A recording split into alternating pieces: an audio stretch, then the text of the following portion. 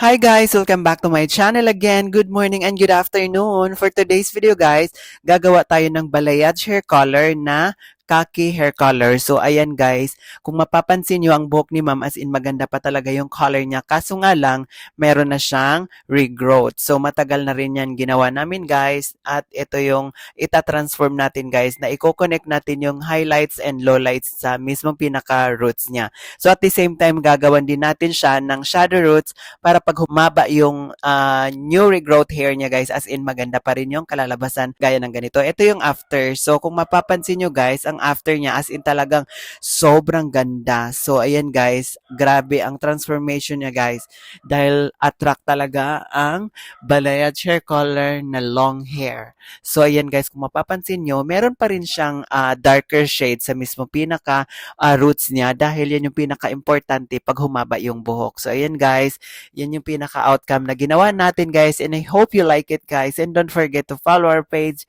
Thank you so much and God bless!